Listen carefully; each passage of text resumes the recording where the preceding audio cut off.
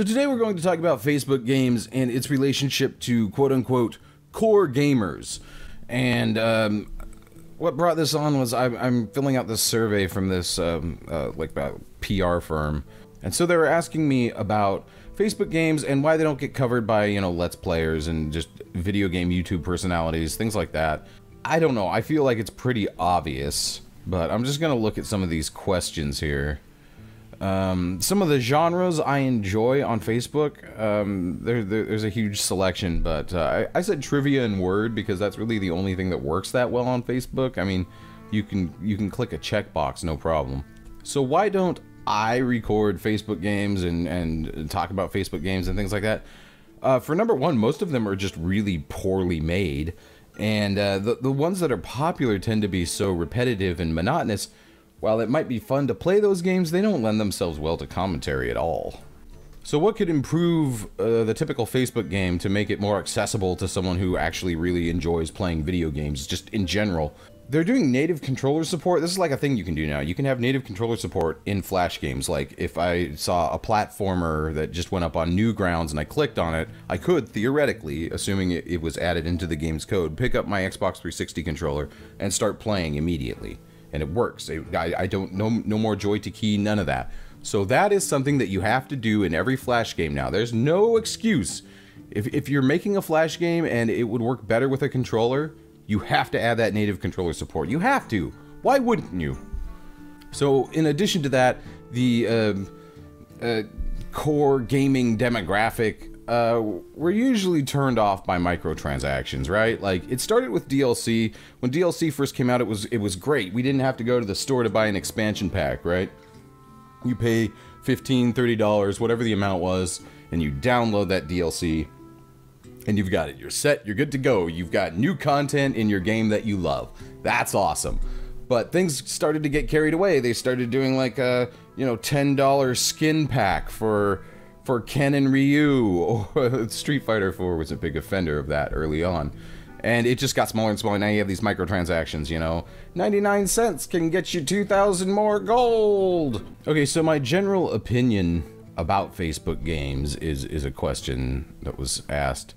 Okay, so what are some of the general opinions felt by us when it comes to Facebook games? Older people really want to post their high scores, I scored this many points in Candy Crush or Bejeweled or what the fuck ever.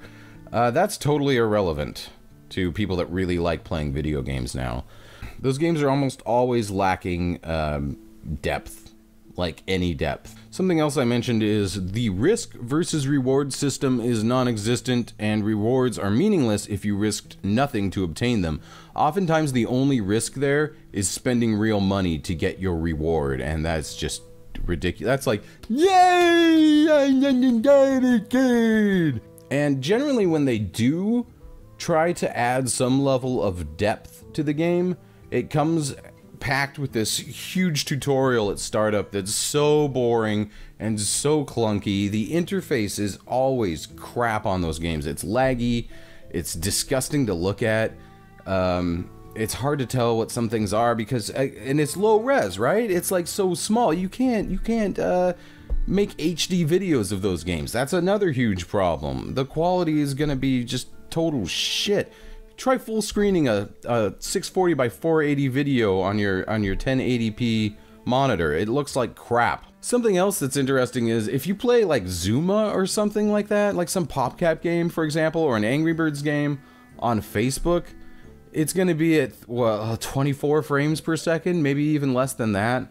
And it's going to be laggy as hell. It's like a 200 millisecond delay every time you interact with something. It feels horrible. So why would you even bother to play it when you've got the real thing on your computer, Why would you play Angry Birds Friends, really, when you can go onto your computer and play the real Angry Birds game at 60 frames per second? Now, you can argue that it's got that competitive, but that's where those microtransactions come back into play, right? You get those power-ups, sometimes you get one for free or whatever, sure. But you use that up and you're like, well, how did they get 200,000 points? Oh, right, they bought some of these or some of those. You can't really compete with your friends without spending money, and that's just gross. So what are some of the major barriers that Facebook games have? I would say microtransactions for sure, that repetitive gameplay. You can't really, like I said, commentate on a game when it's that repetitive. You just run out of things to talk about in the first 5 minutes, and there's nothing else to do. And 5 minutes is being generous. The low resolution, terrible. Also, they have a lot of ads so some of those games will have ads right in the screen, right? And you don't really want to record those ads flashing on and off. That's irritating. And then finally, just the paywalls. Like, I've played games on Facebook where you literally cannot progress any further unless you pay money. That's ridiculous. I'm not paying money for a Facebook game. I can understand having a paywall to some extent. Like, if someone goes to play World of Warcraft, right? You can get that game for free for the first, I think, 20 levels, and then you buy the game and you can progress further. That's okay. You're basically just playing a demo of the game, and if you like it, you can then spend the money and buy the game. That's totally fine. That's totally understandable. I wish they wouldn't call it free to play. Some games will claim to be free to play, and then you hit a paywall and you have to actually buy the game. But that's okay. I don't mind spending money to buy a game. That's fine. If I like the game, I'll spend money on it and buy it. And if I don't, I'll just, okay, fine, uninstall. So the main thing here is Facebook's strategy concerning games, their business strategy, their business model, whatever you want to call it.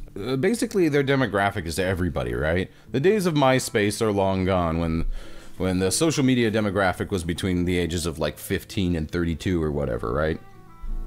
That's gone. Everybody is on Facebook. There are grandmothers on Facebook. There are probably like 10-year-old kids on Facebook. I don't know if you can do that or not. It's a little creepy. Maybe that's not a good idea. But everybody's on Facebook, more or less, right? So when your target demographic is everybody, you have to try to appeal to everybody. And that's what these games are doing.